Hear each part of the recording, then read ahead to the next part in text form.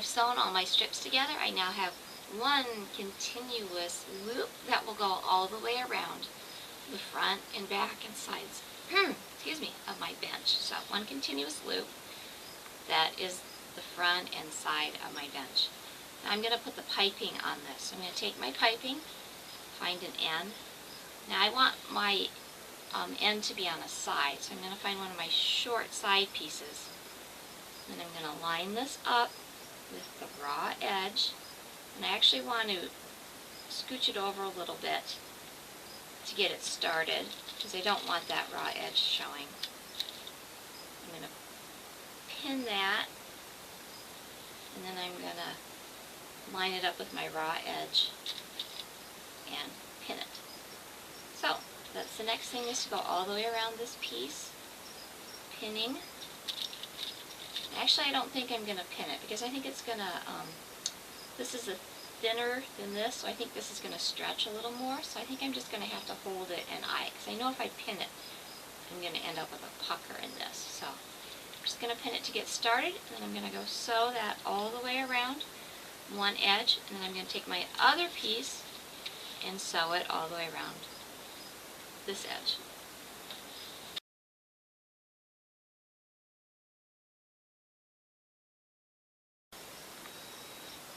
Okay, I wanted to show you really quick kind of how I sew this. I've actually almost done. I've sewed the piping onto this side with my raw edges even, and now I'm on this side, working on the right side of my fabric with my piping lined up with my edge. So instead of pinning it, I just hold it on there, line it up, and then I sew. Keeping it at a 1/4 inch seam allowance and really stitching exactly where I was before. So, whoops, the camera's on the fabric. And then I move my hand down, line it up, and sew. Now I'm almost around to where I started, and you can see how I did it before. As I started off and then came up, and that way I've got my seam across here. So now I want to kind of X over that and go back down.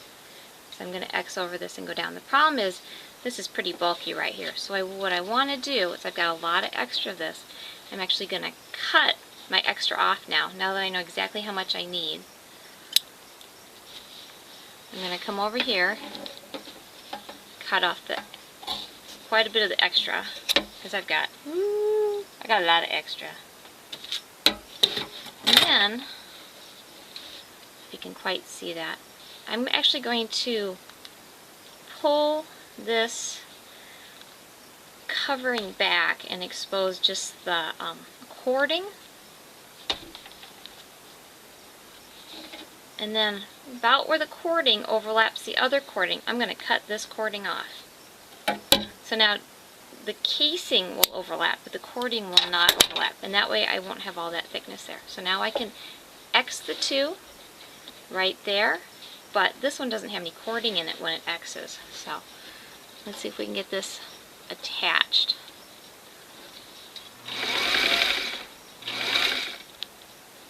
And then I need to pull it down so it X's, and I'm just going to sew over one thickness, but not two. Let's see how it turns out. There, you can see how I've X'd the two pipings, but this one doesn't have any piping in it now that I've gone over it. And I can cut some of this extra off here, make that look a little bit nicer. Oh, it's thick. Alright, so now I have my edge with the piping on it. If I turn it like this, I get a little peek. This looks funny here because that's where I've X'd the other side. So, peek at what we've got. Now I'm going to attach this to my top and bottom.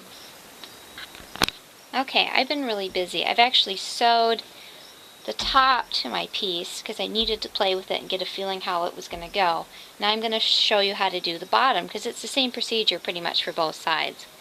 So I'm going to take my short side, got it right here, find the short side of my fabric, and I marked this corner where my 1/2 inch seam allowance is. So I've got a spot right there where my seam allowances come in and stop. And I want to line that up with my corner. Now my corner where I stitched is right along here, and I want that line to line up with this line right here. So I'm going to pin it.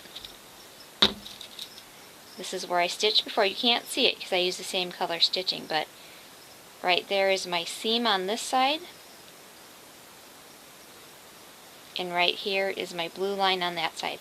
So I'm going to sew down this side, but I want to start here. I don't want to start back here. I want to start right there where my 1/2 inch in is and where this seam starts. And I'm going to sew all the way down to my other corner, stopping at where this seam allowance is. These are the pieces that I sewed together that wrap around the side, right there. I don't want to sew this any farther than that.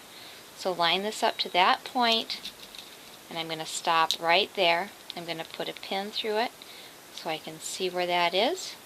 So now we're going to sew seam to seam. We're going to sew this piece on.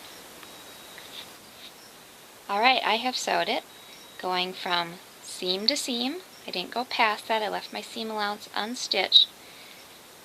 Now I'm going to start at this corner where my blue line was. I'm going to hold my outer fabric at a 90-degree angle, and I'm going to get this so it lays nice. See how it looks like a nice corner right there now? Don't worry about any bulk up there. Just make sure this is smooth here and this is smooth right there. Line this edge up with right there and pin it.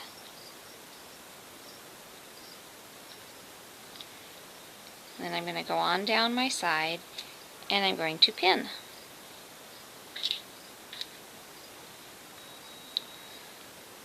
So what I'm going to do next is I'm going to sew a 1/2 inch in, basically same place we sewed before.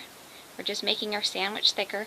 I'm not going to start up here on the corner though. I can't get that in my machine. It's too bulky, too awkward, too messy. I'm actually going to start down here where I can get it in my machine, and I'll go back later probably and hand stitch this to make sure it's secure. I'm going to start there on my machine.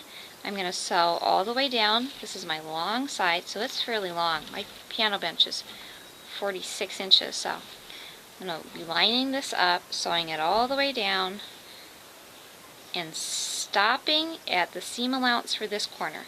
And my seam allowance, you can see it in here a little bit better, is right there. And that's where I'm going to stop stitching.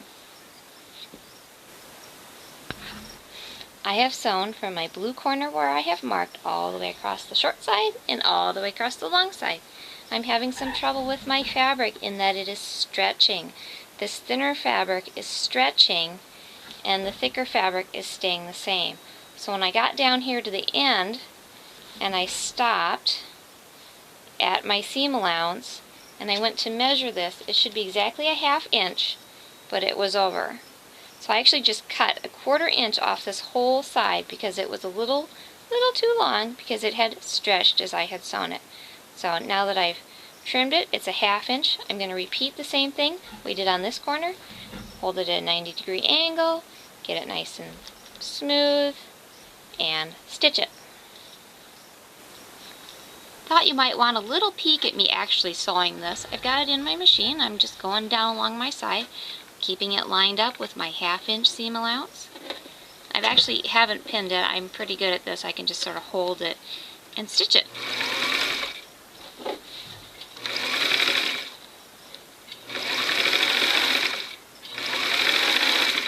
Notice how I'm getting right up against my piping. It's in there. Keeping this edge even with my raw edge. Right sides together, 1/2 inch seam allowance. It's easy as that. Okay, I just sewed all the way down my long side. Now I've just got my short side on the end left. My problem I noticed is it really creeped. What's weird is it didn't creep this time. I've only got a 1/2 inch extra, just like I should have. Perfect. This side, I've got a lot extra. When I started thinking logically about it, I sewed this side with my thick side up and my new layer on the bottom. When I sewed this side, my new layer was on top and my thick side was on the bottom. So I think having this up made it stretch more. So what I'm going to do is I'm going to take this side completely apart. I'm going to take this part off, take the stitching I just did off, and I'm going to flip it over, and next time I'm going to sew it from this side and see if I can't get it more accurate, because this is really screwy right now. I'm actually now at the church pew where my finished project is going to go. I think earlier I called it a piano bench, but it's a church pew. Alright, I re-sewed this side and it came out much better. I sewed it with the thick side up, and as I was sewing it thick side up, I was kind of stretching it. So if you can imagine, it's like right here in the machine as it's going through. I'm pulling this pretty taut, and that helps keep it more even.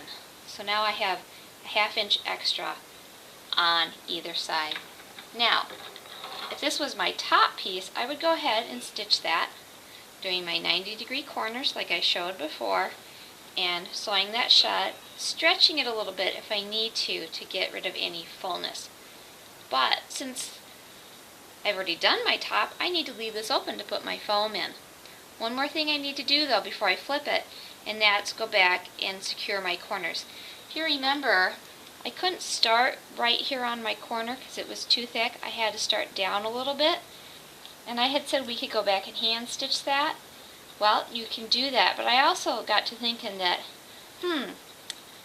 when I came up on a corner from this way, I was able to bulldoze right into that really tight thickness. So on any corner where I started and went away from, I then put it back in my machine, and I went up and got it tighter that way. So I think all my corners now are secure. I've sewn them all, coming in toward them from each direction. So now I'm going to turn it right side out and see how it looks. Okay, I finally got my orange foam, or my green foam, into my cover. Hooray! Putting that in here is hard. It's about as much fun as putting a cat in a cat carrier. So I don't have any good tips or advice. Just cram it in there until you get it in there, and keep working at it, tweaking at it, pulling at it until it looks good. Alright, one more thing we gotta do, and that is sew the opening shut. So I'm going to take my needle and thread, and if you want, you can mark a 1/2 inch line all along here so you know where your stitches are. I think I'm just going to eye it, and I'm actually going to do what's called a ladder stitch, which means I just go up and down, and then I take a little bite of this one, and I go straight up into this one, straight back down, a little bite of this one,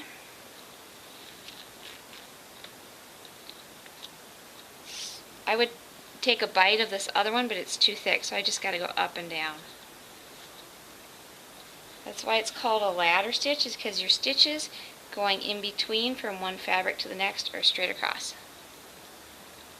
Oh, I just lost a light. Hopefully you can still see. So if you notice, they just go straight back and forth, but they take a little grab of each, and when you pull it tight, your stitches should disappear, and it should just be looking really good. Alright, I sewed my end shut. I clipped all the loose threads I could find that were peeking up. Got all neat and clean, and I am all done. Thank you for joining me on this Busy Bee project. Goodbye.